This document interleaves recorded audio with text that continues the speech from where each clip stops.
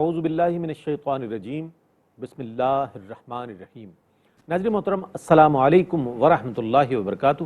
میں ہوں آپ کا میزبان محمد رئیس احمد اور پیش کیا جا رہا ہے تلاوت قرآن کریم، ترجمہ اور تفسیر پر مشتمل پروگرام پیغام قرآن۔ الحمدللہ نواں پارہ اپنے اختتام کی جانب ہے۔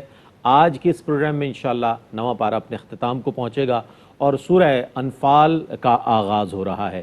تلاوت کلام الرحمن کے لیے الحمدللہ ہمارے درمیان موجود ہیں ممتاز و معروف قاری جناب قاری نعمان نعیمی۔ السلام علیکم ورحمۃ اللہ وبرکاتہ۔ وعلیکم السلام ورحمۃ اللہ وبرکاتہ۔ اور آج کی جانے والی تلاوت کی منتخب آیات کی تفسیر کے لیے ہمارے درمیان موجود ہیں ممتاز و معروف عالم دین حضرت علامہ مفتی محمد عامر صاحب۔ السلام علیکم ورحمۃ اللہ وبرکاتہ۔ وعلیکم السلام ورحمۃ اللہ وبرکاتہ۔ آئیے ناظرین، قرآن کریم کی تلاوت سے اپنے قلوب و اذہان کو منور کرتے ہیں۔ ملتمس ہوں قاری نعمان نعیمی سے کہ آغاز فرمائیں۔ اعوذ باللہ من الشیطان الرجیم، بسم اللہ الرحمن الرحیم۔ یسألونک عن الانفال قل الأنفال لله والرسول فاتقوا الله وأصلحوا ذات بينكم وأطيعوا الله ورسوله إن كنتم مؤمنين۔ میں اللہ کی پناہ میں آتا ہوں شیطان مردود سے۔ اللہ ہی کے نام سے شروع کرتا ہوں جو نہایت رحم فرمانے والا بہت مہربان ہے۔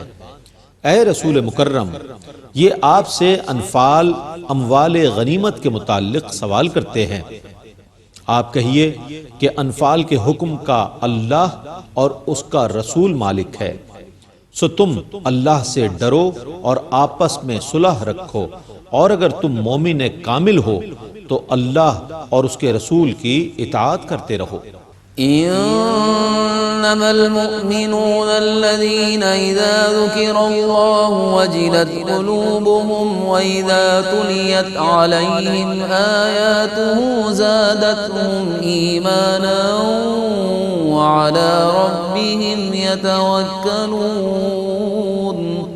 وہی لوگ مومن کامل ہیں کہ جب اللہ کا ذکر کیا جائے تو ان کے دل خوف زدہ ہو جائیں، اور جب ان کے سامنے اس کی آیتیں تلاوت کی جائیں تو وہ ان کے ایمان کو زیادہ کر دیں اور وہ اپنے رب پر ہی توکل کرتے ہیں۔ الذين يقيمون الصلاة ومما رزقناهم ينفقون، جو نماز قائم کرتے ہیں اور ہمارے دیے ہوئے رزق میں سے خرچ کرتے ہیں۔ اولئک هم المؤمنون حقا لهم درجات عند ربهم ومغفرة ورزق کریم۔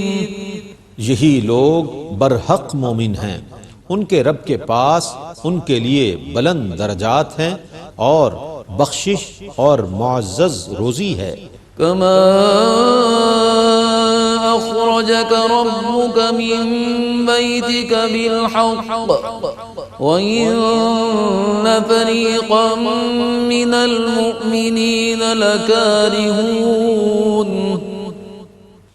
مال غنیمت کی تقسیم میں ان کا اختلاف کرنا اسی طرح ہے جس طرح اس وقت ان کا اختلاف تھا جب آپ کا رب حق کے ساتھ آپ کو آپ کے گھر سے باہر لایا تھا، اور بے شک مسلمانوں کا ایک گروہ اس کو ناپسند کرنے والا تھا۔ يجادلونك في الحق بعدما تبين كأنما يساقون إلى الموت وهم ينظرون۔ وہ لوگ حق ظاہر ہونے کے باوجود آپ سے اس میں بحث کر رہے تھے، گویا کہ وہ آنکھوں دیکھتے موت کی طرف دھکیلے جا رہے تھے۔ وَإِذْ يَعِدُكُمُ اللَّهُ إِحْدَى الطَّائِفَتَيْنِ أَنَّهَا لَكُمْ وَتَوَدُّونَ ذات الشوكة تكون لكم ويريد الله أن يحق الحق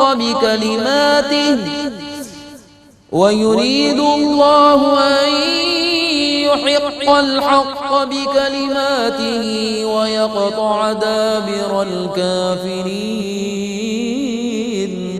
اور یاد کرو جب اللہ نے دو گروہوں میں سے ایک پر غلبے کا تم سے وعدہ فرمایا تھا کہ یہ تمہارے لیے ہے، اور تم یہ چاہتے تھے کہ غیر مسلح گروہ یعنی قافلہ تمہارے ہاتھ لگے، اور اللہ یہ چاہتا تھا کہ اپنے کلمات سے حق کو ثابت کر دے اور کافروں کی جڑ کاٹ دے۔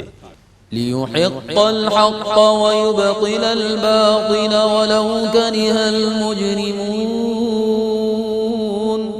تاکہ وہ حق کو ثابت کر دے اور ناحق کو باطل کر دے، خواہ مجرموں کو ناگوار ہو۔ إِذْ تَسْتَغِيثُونَ رَبَّكُمْ فَاسْتَجَابَ لَكُمْ أَنِّي مُمِدُّكُمْ بِأَلْفٍ مِّنَ الْمَلَائِكَةِ مُرْدِفِينَ۔ اور یاد کرو جب تم اپنے رب سے فریاد کر رہے تھے تو اس نے تمہاری دعا قبول فرما لی کہ میں 1000 لگاتار آنے والے فرشتوں سے تمہاری مدد فرمانے والا ہوں۔ وَمَا جَعَلَهُ اللَّهُ إِلَّا بُشْرَى وَلِتَطْمَئِنَّ بِهِ قُلُوبُكُمْ وَمَا النَّصْرُ إِلَّا مِنْ عِندِ اللَّهِ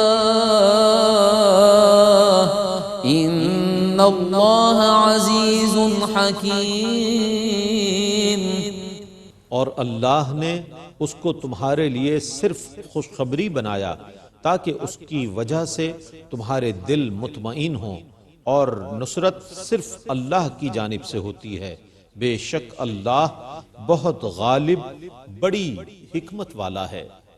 إِذْ يُغَشِّيكُمُ النُّعَاسَ أَمَنَةً مِّنْهُ وَيُنَزِّلُ عَلَيْكُم مِّنَ السَّمَاءِ مَاءً لِّيُطَهِّرَكُم بِهِ وَيُذْهِبَ عنكم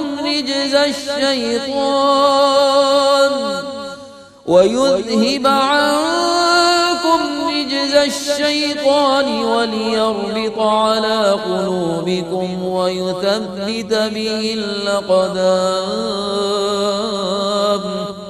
یاد کرو جب اللہ اپنی طرف سے تم پر غنودگی طاری کر رہا تھا جو تمہارے لیے بے خوفی کا باعث ہوئی، اور تم پر آسمان سے بارش نازل فرما رہا تھا تاکہ اس سے تمہیں پاک کرے اور تم سے شیطان کی نجاست کو دور کر دے اور تمہارے دلوں کو ڈھارس بندھائے اور اس کے ذریعے تمہارے قدم جما دے۔ إِذْ يُوحِي رَبُّكَ إِلَى الْمَلَائِكَةِ أَنِّي مَعَكُمْ فَثَبِّتُوا الَّذِينَ آمَنُوا سَأُلْقِي فِي قُلُوبِ الَّذِينَ كَفَرُوا الرُّعْبَ فَاضْرِبُوا فَوْقَ الْأَعْنَاقِ وَاضْرِبُوا مِنْهُمْ كُلَّ بَنَانٍ۔ اور یاد کیجئے جب آپ کے رب نے فرشتوں کی طرف وحی کی کہ میں تمہارے ساتھ ہوں تو تم مومنوں کو ثابت قدم رکھو، میں ان قریب ان کافروں کے دلوں میں رعب ڈال دوں گا، سو تم کافروں کی گردنوں کے اوپر وار کرو اور ان کے ہر جوڑ پر ضرب لگاؤ۔ ذَلِكَ بِأَنَّهُمْ شَاقُّوا اللَّهَ وَرَسُولَهُ وَمَن يُشَاقِقِ اللَّهَ وَرَسُولَهُ فَإِنَّ اللَّهَ شَدِيدُ الْعِقَابِ۔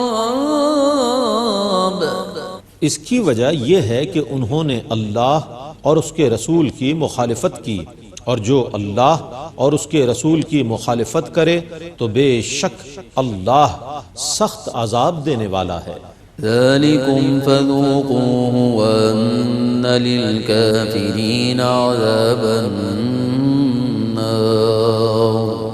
یہ ہے تمہاری سزا، سو اس کو چکھو، اور بے شک کافروں کے لیے دوزخ کا عذاب ہے۔ يا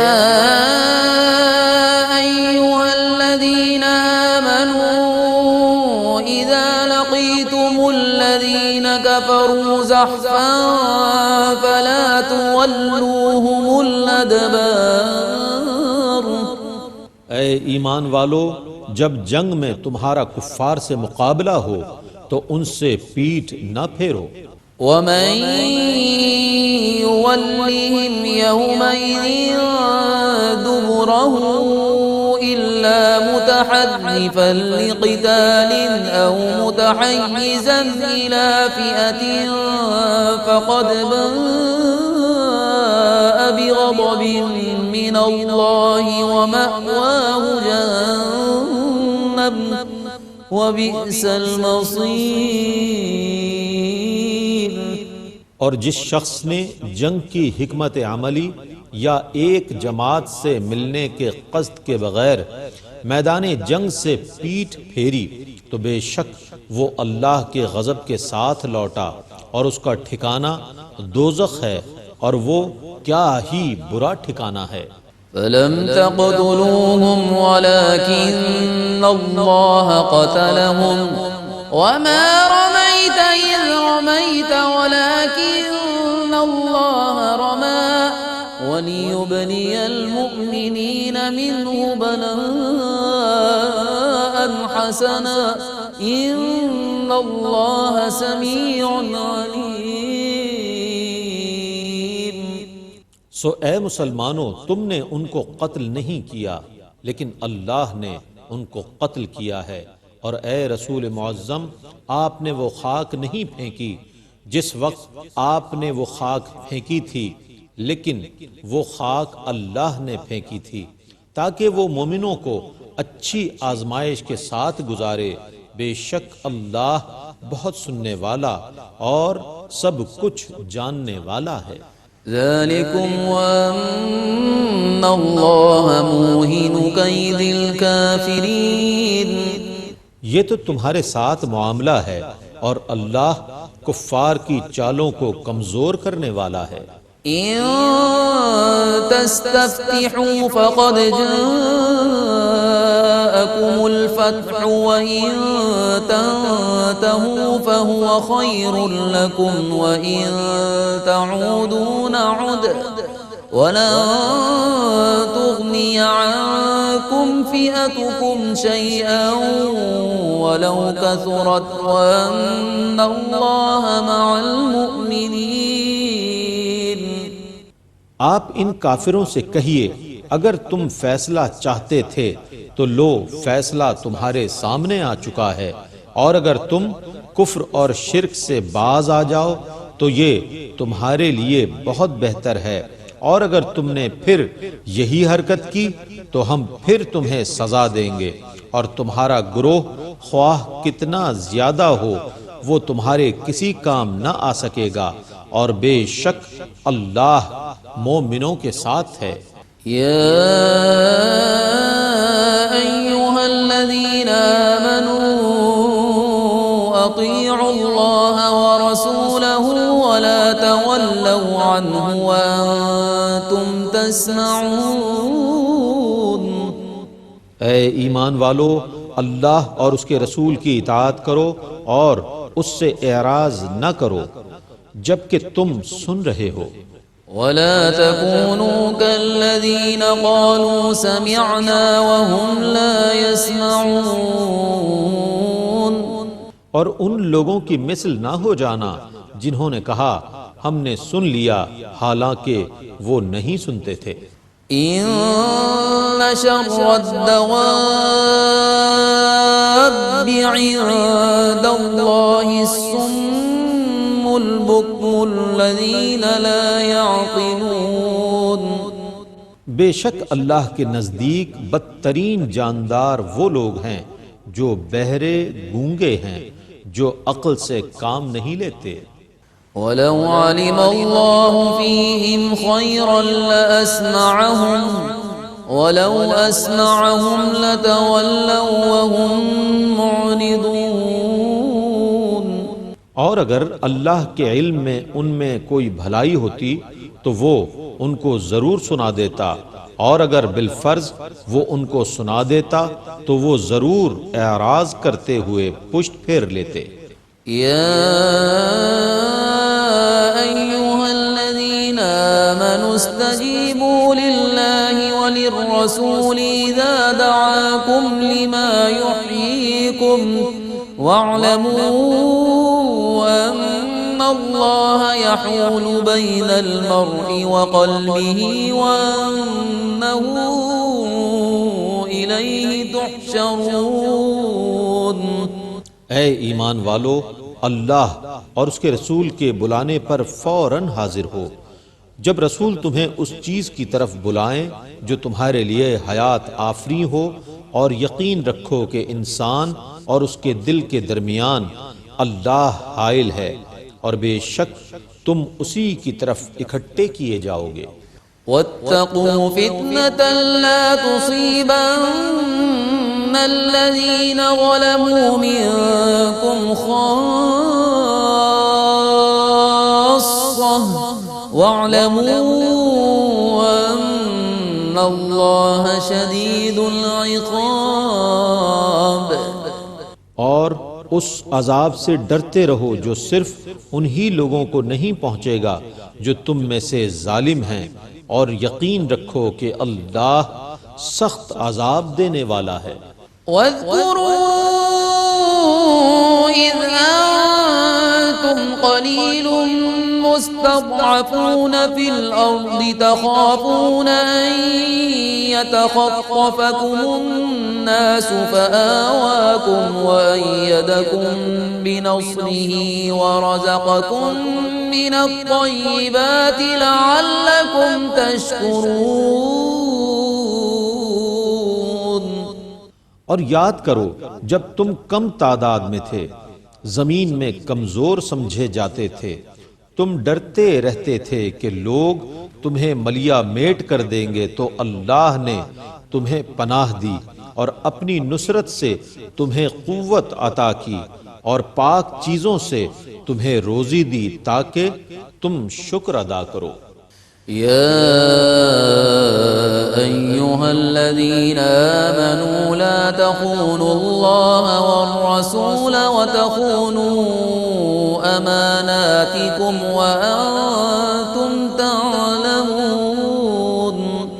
اے ایمان والو، اللہ اور رسول سے خیانت نہ کرو، اور نہ اپنی امانتوں میں خیانت کرو حالانکہ تمہیں علم ہو۔ واعلموا أنما أموالكم وأولادكم فتنة وأن الله عنده أجر عظيم۔ اور یقین رکھو کہ تمہارے اموال اور تمہاری اولاد محض آزمائش ہیں، اور بے شک اللہ ہی کے پاس اجر عظیم ہے۔ يا أيها الذين آمنوا إن تتقوا الله يجعل لكم فرقانا ويكفر عنكم سيئاتكم ويغفر لكم والله ذو الفضل العظيم۔ اے ایمان والو، اگر تم اللہ سے ڈرتے رہو گے تو وہ تمہیں کفار سے الگ اور ممتاز کر دے گا، اور تمہارے صغیرہ گناہوں کو مٹا دے گا، اور تم کو بخش دے گا، اور اللہ بڑے فضل والا ہے۔ وَإِذْ يَمْكُرُ بِكَ الَّذِينَ كَفَرُوا لِيُثْبِتُوكَ أَوْ يَقْتُلُوكَ أَوْ يُخْرِجُوكَ وَيَمْكُرُونَ وَيَمْكُرُ اللَّهُ وَاللَّهُ خَيْرُ الْمَاكِرِينَ۔ اور یاد کیجئے جب کافر آپ کے خلاف سازش کر رہے تھے تاکہ آپ کو قید کریں یا قتل کریں یا جلا وطن کریں، وہ اپنی سازش میں لگے ہوئے تھے، اور اللہ اپنی خفیہ تدبیر کر رہا تھا، اور اللہ سب سے بہتر خفیہ تدبیر کرنے والا ہے۔ وَإِذَا تُتْلَى عَلَيْهِمْ آيَاتُنَا قَالُوا قَدْ سَمِعْنَا لَوْ نَشَاءُ لَقُلْنَا مِثْلَ هَذَا إِنْ هَذَا إِلَّا أَسَاطِيرُ الْأَوَّلِينَ۔ اور جب ان پر ہماری آیات تلاوت کی جاتی ہیں تو وہ کہتے ہیں بس رہنے دو، ہم سن چکے ہیں، اگر ہم چاہتے تو ہم بھی اس کلام کی مثل بنا لیتے، یہ تو صرف پہلے لوگوں کی کہانیاں ہیں۔ وَإِذْ قَالُوا اللَّهُمَّ إِن كَانَ هَذَا هُوَ الْحَقَّ مِنْ عِندِكَ فَأَمْطِرْ عَلَيْنَا حِجَارَةً مِنَ السَّمَاءِ أَوْ ائْتِنَا بِعَذَابٍ أَلِيمٍ۔ اور یاد کیجئے جب انہوں نے کہا اے اللہ اگر یہ قرآن تیری جانب سے حق ہے تو ہم پر آسمان سے پتھر برسا یا ہم پر کوئی دوسرا دردناک عذاب لے آ۔ وَمَا كَانَ اللَّهُ لِيُعَذِّبَهُمْ وَأَنْتَ فِيهِمْ وَمَا كَانَ اللَّهُ مُعَذِّبَهُمْ وَهُمْ يَسْتَغْفِرُونَ۔ اور اللہ کی یہ شان نہیں کہ وہ انہیں عذاب دے جبکہ آپ ان میں موجود ہوں، اور نہ اللہ اس وقت انہیں عذاب دینے والا ہے جبکہ یہ استغفار کر رہے ہوں۔ وَمَا لَهُمْ أَلَّا يُعَذِّبَهُمُ اللَّهُ وَهُمْ يَصُدُّونَ عَنِ الْمَسْجِدِ الْحَرَامِ وَمَا كَانُوا أَوْلِيَاءَهُ إِنْ أَوْلِيَاؤُهُ إِلَّا الْمُتَّقُونَ وَلَكِنَّ أَكْثَرَهُمْ لَا يَعْلَمُونَ۔ اور اللہ انہیں کیوں عذاب نہیں دے گا حالانکہ وہ لوگوں کو مسجد حرام سے روکتے ہیں اور وہ اس مسجد حرام کے متولی نہیں ہیں، اس کے متولی تو صرف متقی مسلمان ہی ہوتے ہیں، لیکن ان میں سے اکثر لوگ نہیں جانتے۔ وَمَا كَانَ صَلَاتُهُمْ عِندَ الْبَيْتِ إِلَّا مُكَاءً وَتَصْدِيَةً فَذُوقُوا الْعَذَابَ بِمَا كُنتُمْ تَكْفُرُونَ۔ اور بیت اللہ کے نزدیک ان کی نماز اس کے سوا کیا تھی کہ یہ سیٹیاں اور تالیاں بجاتے تھے، سو اب عذاب کو چکھو کیونکہ تم کفر کرتے تھے۔ إن الذين كفروا ينفقون أموالهم ليصدوا عن سبيل الله فسينفقونها ثم تكون عليهم حسرة ثم يغلبون والذين كفروا إلى جهنم يحشرون۔ بے شک جن لوگوں نے کفر کیا وہ اپنے اموال کو اس لیے خرچ کرتے ہیں تاکہ لوگوں کو اللہ کی راہ سے روکیں، وہ ان قریب اور بھی خرچ کریں گے، پھر یہ ان کے لیے باعث پشیمانی ہوگا، پھر یہ مغلوب ہو جائیں گے، اور جن لوگوں نے کفر کیا وہ دوزخ کی طرف جمع کیے جائیں گے۔ ليميز الله الخبيث من الطيب ويجعل الخبيث بعضه على بعض فيركمه جميعا فيجعله في جهنم أولئك هم الخاسرون۔ تاکہ اللہ خبیث کو طیب سے الگ کر دے اور سب خبیثوں کو اوپر تلے رکھے، پھر ان سب کا ڈھیر بنا دے، پھر اس ڈھیر کو دوزخ میں ڈال دے، یہی لوگ نقصان اٹھانے والے ہیں۔ قل للذين كفروا إن ينتهوا يغفر لهم ما قد سلف وإن يعودوا فقد مضت سنة الأولين۔ آپ کافروں سے کہہ دیجئے کہ اگر وہ کفر سے باز آ جائیں تو ان کے پچھلے گناہ معاف کر دیے جائیں گے، اور اگر انہوں نے پھر وہی کام کیے تو اس معاملے میں گزرے ہوئے لوگوں کی سنت گزر چکی ہے۔ وقاتلوهم حتى لا تكون فتنة ويكون الدين كله لله فإن انتهوا فإن الله بما يعملون بصير۔ اور ان کے خلاف جنگ کرتے رہو حتیٰ کہ کفر کا غلبہ نہ رہے اور پورا دین صرف اللہ کے لیے ہو جائے، پس اگر وہ باز آ جائیں تو بے شک اللہ ان کے کاموں کو دیکھنے والا ہے۔ وَإِن تَوَلَّوْا فَاعْلَمُوا أَنَّ اللَّهَ مَوْلَاكُمْ نِعْمَ الْمَوْلَى وَنِعْمَ النَّصِيرُ۔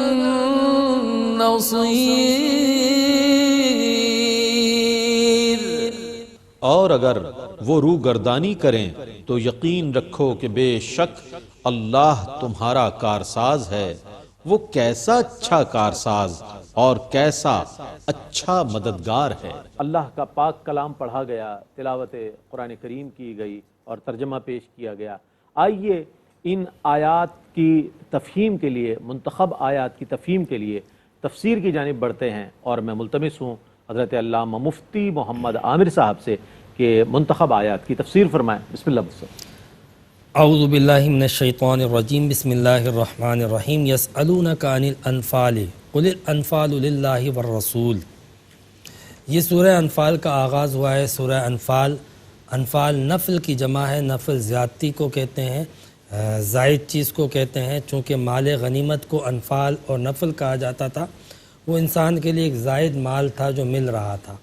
اچھا، میں یہ عرض کروں کہ اس سے پہلے کسی بھی امت کو مال غنیمت کی اجازت نہیں تھی، یہ فقط امت محمدی صلی اللہ علیہ وسلم کا خاصہ ہے کہ اللہ تعالیٰ نے اجازت دی کہ جنگوں میں جو مال حاصل ہو اس کی تمہیں اجازت ہے کہ اس کو اپنے نفع میں استعمال کیا جائے۔ تو چونکہ سورہ انفال جو ہے وہ اس کا تعلق جو ہے وہ مدنی صورتوں سے ہے، اور مدینے میں جانے کے بعد جو سب سے پہلا مارکہ اور واقعہ درپیش ہوا تھا وہ بدر کا واقعہ تھا۔ تو بدر میں مسلمانوں کو فتح نصیب ہوئی تھی، اور فتح نصیب ہونے کے بعد پہلی بار مال کی تقسیم کا معاملہ درپیش تھا، تو اس میں ایک معمولی سا اختلاف ہوا تھا جو فطری تھا۔ تو اس اختلاف کو دور کرنے کے لیے ابتدائی احکامات آئے، اور وہ احکامات کیا تھے؟ یسألونک عن الانفال، کہ یہ آپ سے مال غنیمت کے بارے میں سوال کرتے ہیں، آپ ان سے کہہ دیجئے قل الانفال للہ والرسول، کہ یہ جو انفال یعنی مال غنیمت ہے یہ اللہ اور اس کے رسول کے ہیں، یعنی حضور نبی کریم علیہ السلام اس کی تقسیم میں جس طرح کا جو بھی فیصلہ کر دیں وہ سب کے لیے ایک فیصلہ متفقہ ہوگا۔ اس کے علاوہ اقوام میں طریقہ کار یہ ہوتا تھا کہ جب کوئی قوم جنگ جیتتی تھی تو پھر ان غنائم کو لوٹنے کے لیے ایک ایسی لوٹ مار لگتی تھی، ایسی لوٹ مار، اور جس کے ہاتھ میں جو آ گیا وہ اس کا۔ پھر بعض اوقات کسی کے پاس کم اور کسی کے پاس زیادہ آتا تھا، اس میں دشمنیاں اور لڑائیاں ہوتی تھی، اور ان دشمنیوں اور لڑائی کی وجہ سے وہ قوم جو جیتی ہوئی ہوتی تھی، جو فاتح ہوتی تھی، آپس کی لڑائی اور خانہ جنگی کے وجہ سے پھر وہ تباہ و برباد ہو جاتی تھی، یعنی جیتنے کے بعد ہار جاتی تھی۔ یہاں پہ ایک اصول بنیادی یہ بتا دیا کہ تم جتنے مال غنیمت کو جمع کرو گے، ایک ایک چیز حتیٰ کہ ایک سوئی بھی ہوگی بارگاہ رسالت میں پیش کر دو گے، سارا وہاں جمع ہوگا، پھر وہاں سے تقسیم ہوگا، اور جو رسول تقسیم فرما دے وہی تمہارا ہے۔ تو یہ یہاں پہ ایک ابتدائی حکم دیا گیا، ابتدائی فیصلہ کیا گیا۔ پھر اس کے بعد ایک بڑی پیاری بات ذکر کی، وہ میں جلدی سے عرض کر دیتا ہوں۔ انما المؤمنون الذین اذا ذکر اللہ وجلت قلوبہم وَإِذَا تُلِيَتْ عَلَيْهِمْ آیاتُهُ زَادَتْهُمْ ایمانا وَعَلَىٰ رَبِّهِمْ يَتَوَکَّلُونَ۔ مومنوں کی ایک علامت بیان کی گئی اور یہ صحابہ کرام میں عام تھی، کاش کہ ہم میں بھی ہو جائے، اور وہ یہ تھی کہ اذا ذکر اللہ، جب اللہ کا نام لیا جاتا تھا تو ان کے دل ہل جاتے تھے، دل ہل جاتے تھے کہ اللہ کا نام۔ آج ہم ایسے غافل ہیں کہ اذان بھی ہوتی ہے غفلت میں پڑے رہتے ہیں، لیکن صحابہ کرام اور مومنوں کا حال یہ ہوتا تھا کہ جہاں اللہ کا نام لیتے تھے، ذکر ہوتا تھا اللہ کا نام، دل ہل جاتے تھے کہ اس کائنات کے خالق و مالک اور عظیم بادشاہ کا تذکرہ ہے۔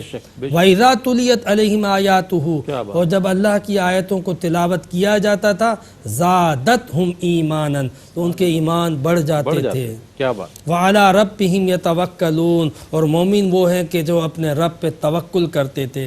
یہ وہ کیفیات بتائی جا رہی ہیں کہ چونکہ سورہ انفال کا تعلق مارکہ بدر سے ہے، اس میں کئی جنگوں اور مارکوں کا تذکرہ موجود ہے، جنگی ہدایات موجود ہے، جنگی احکامات موجود ہے، اور خاص طور پہ بدر کا ذکر یہاں پر آغاز ہو رہا ہے۔ تو یہ مارکے لڑنا جب تک اللہ پہ بھروسہ، کامل ایمان اور یقین اور توکل کی دولت نہ ہو تب تک ہو نہیں سکتا، اس لیے اس سے متعلقہ چیزیں ابتدا میں ذکر کی گئی اور پھر اس کے بعد بدر کی بات ذکر کی گئی۔ وَإِذْ يَعِدُكُمُ اللَّهُ إِحْدَى الطَّائِفَتَيْنِ أَنَّهَا لَكُمْ، یاد کرو جب اللہ تعالیٰ نے تم سے وعدہ کیا تھا کہ دو گروہوں میں سے ایک سے ضرور ٹکراؤ اور سامنا ہوگا۔ یہ اللہ رب العزت نے اصل میں بدر کے جو حالات اور واقعات تھے وہ یہ تھے کہ جب مارکہ بدر پیش آیا تھا تو اس وقت ایک قافلہ تو وہ تھا جو تجارتی تھا کفار کا، اور وہ جو ہے وہ جنوب کی طرف سے آ رہا تھا، شام کی جانب سے ابو سفیان لے کے آ رہا تھا، اور ایک جو ہے وہ لشکر تھا قریش کا جو شمال یعنی مکے کی جانب سے کفار کا آ رہا تھا، اور وہ ابو جہل لے کے آ رہا تھا۔ تو ان دونوں میں سے ایک سے ٹکراؤ لازمی ہونا تھا۔ یہ اللہ رب العزت نے حضور نبی کریم علیہ السلام سے پہلے ہی وعدہ فرما لیا تھا کہ دونوں میں سے ایک سے ٹکراؤ ہوگا، اور چونکہ ایک سے ٹکرانا لازم تھا تو اس لیے نبی کریم صلی اللہ علیہ وسلم نے مدینے میں مہاجرین اور انصار کو آپ نے جمع کیا اور ان سے مشورہ کیا کہ ہم کس کو فیس کریں، کیا ہم اس لشکر کے سامنے جائیں جو ابو سفیان کا ہے، یا اس لشکر کے سامنے جائیں جو ابو جہل کا ہے۔ اب جب رائے مانگی تو ابتدائی جو رائے آئی تھی وہ یہ تھی کہ ہم ابو سفیان کے لشکر کی طرف بڑھتے ہیں، اس لیے کہ وہ 40 افراد پر مشتمل تھا، نمبر 1، نمبر 2 اس میں مال زیادہ تھا، اگر ہم اس کو لوٹیں گے تو ہمارے پاس مال کثیر ہو جائے گا جو کفار سے مقابلے کے لیے ہمیں کام آئے گا۔ اس کے برخلاف اگر ہم اس لشکر سے ٹکراتے ہیں جو لشکر جو ہے وہ مکے سے آ رہا ہے تو اس میں مال کم اور اس میں جو ہے وہ افراد اور جانباز زیادہ ہیں، تو کہیں ایسا نہ ہو مال ملنے کے بجائے وبال مل جائے۔ تو اس لیے ابتدائی جو رائے آئی تھی، حضور نے جب مشورہ کیا تو وہ رائے یہ تھی کہ ہم جو ہے وہ تجارتی قافلے کے پیچھے جاتے ہیں نہ کہ اس لشکر کے۔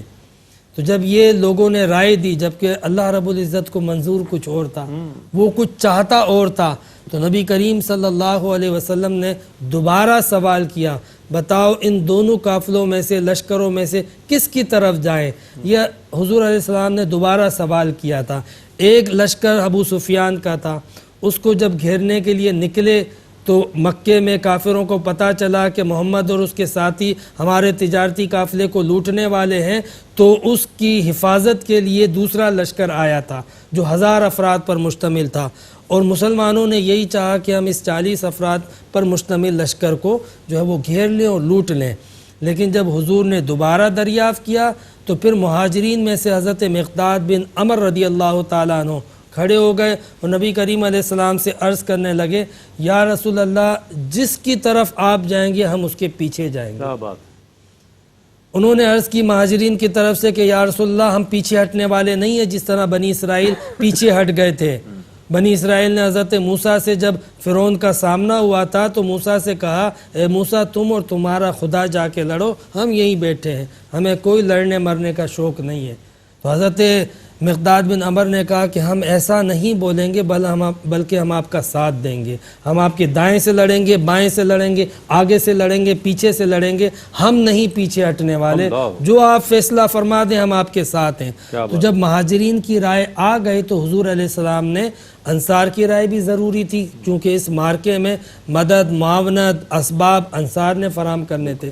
تو حضور علیہ السلام نے دوبارہ مخاطب کیا کہ بھائی اس کی رائے پہ تمہاری کیا رائے ہے؟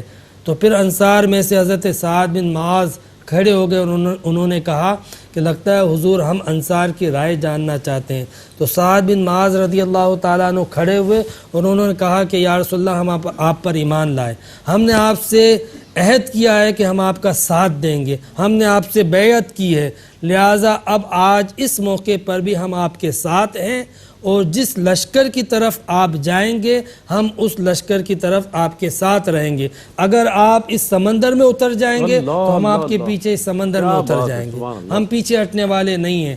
جب دونوں کی رائے آ چکی، حالانکہ سب کو پتہ ہے کہ 40 افراد کا سامنا کرنا جو ہے وہ اس کے مقابلے میں 1000 افراد کا سامنا کرنا مشکل ہی نہیں ہے بلکہ موت کے منہ میں اترنا ہے، لیکن بہرحال وہ تیار ہو گئے حضور نبی کریم علیہ السلام کے کہنے پر اور حضور علیہ السلام کے ساتھ چل پڑے۔ یہاں پر بڑی آزمائش تھی، دیکھیں مہاجرین کے لیے آزمائش یہ تھی کہ ایک تو مشترکہ آزمائش تھی کہ وہ لشکر بڑا تھا، یہ آزمائش تو دونوں کے لیے تھی، مہاجرین کے لیے بھی انصار کے لیے، لیکن مہاجرین کے لیے خاص آزمائش یہ تھی کہ مہاجرین وہ تھے جو مکے سے ہجرت کر کے انفرادی سطح پر آئے تھے، یہ نہیں تھا کہ وہ جب ایمان لائے تھے تو ان کا خاندان اور ان کا قبیلہ بھی ایمان لایا تھا، نہیں وہ کافر تھے۔ اب آج جب ان سے مقابلے کے لیے نکلے ہیں مہاجرین تو ان کی تلوار کے سامنے کسی کا بھائی ہے، کسی کا باپ، کسی کا بیٹا ہے، کسی کا چچا ہے، کسی کا ماموں ہے، یہ ایک بڑی سخت آزمائش تھی۔ اور پھر انصار کے لیے بھی یہاں پہ خصوصی آزمائش یہ تھی کہ انصار جو اہل مدینہ تھے وہ چند افراد تھے، پہلے تو انہوں نے یہ جرت کر لی، یہ اظہار کر دیا کہ مسلمانوں کو انہوں نے کفار کے خلاف اور کفار مکہ اور قریش کے خلاف، وہ قریش جو عرب کی سب سے بڑی طاقت تھی اس کے خلاف پناہ دے دی، اور اب صرف پناہ نہیں دے رہے تھے بلکہ ان کے خلاف لڑنے کے لیے مسلمانوں کے ساتھ صف آرا ہو چکے تھے۔ چنانچہ یہ انصار کے لیے بھی ایک بہت بڑی آزمائش تھی، بہرحال وہ اس آزمائش کے لیے تیار ہو گئے اور چل پڑے۔ تو اس واقعے کا ذکر قرآن حکیم کے اندر اس طرح ملتا ہے کہ اللہ رب العزت نے فرمایا کہ یاد کرو جب ہم نے تم سے وعدہ کیا تھا دو میں سے ایک کا سامنا ہوگا، وَتُوَدُّونَ أَنَّ غَيْرَ ذَاتِ الشَّوْكَةِ تَكُونُ لَكُمْ، اور تمہاری تو یہ خواہش تھی کہ جو کم نقصان دے اس کا سامنا کرے، وَيُرِيدُ اللَّهُ أَن يُحِقَّ الْحَقَّ، اور اللہ تعالیٰ تو یہ چاہتا تھا کہ حق کو ثابت کر دے، بِكَلِمَاتِهِ، اپنی آیتوں اور نشانیوں کے ذریعے، وَيَقْطَعَ دَابِرَ الْكَافِرِينَ، اور کافروں کی دم اور جڑ کو کاٹ دے، لِيُحِقَّ الْحَقَّ وَيُبْطِلُ الْبَاطِلَ، تاکہ حق کو حق اور باطل کو باطل ثابت کر دے۔ یعنی اللہ کچھ اور چاہ رہا تھا، اللہ چاہتا تھا کہ یہ مسلمان لشکر سے ٹکرائیں اور اس لشکر کو جب شکست دے دیں گے تو شکست دینے کی وجہ سے مسلمان قانونی طور پہ، آئینی طور پہ عرب کی ایک طاقت اور قوت ابھر کے آ جائیں گے۔ اس لیے اللہ تعالیٰ آسانی نہیں بلکہ مشکلات کے باوجود، اسباب کی قلت کے باوجود چاہتا تھا کہ ان کا ٹکراؤ جو ہے وہ اس 1000 کے لشکر سے ہو، اس کو جب شکست دے دیں گے تو مسلمان ایک طاقت بن کے ابھر کے آئیں گے اور باطل جو ہے وہ باطل ثابت ہو جائے گا اور حق جو ہے وہ حق ثابت ہو جائے گا۔ یہی وجہ تھی کہ ایک انگریز مورخ نے کہا کہ مارکہ بدر سے پہلے جو ہے وہ اسلام محض ایک مذہب تھا، لیکن جب مارکہ بدر مسلمانوں نے فتح کر لیا تو اس کے بعد یہ صرف ایک مذہب نہیں رہا بلکہ یہ ایک ریاست اور اسٹیٹ اور امپائر بن گیا۔ اٹس بیکم اسٹیٹ، یہ اب باقاعدہ ایک ریاست بن چکا تھا۔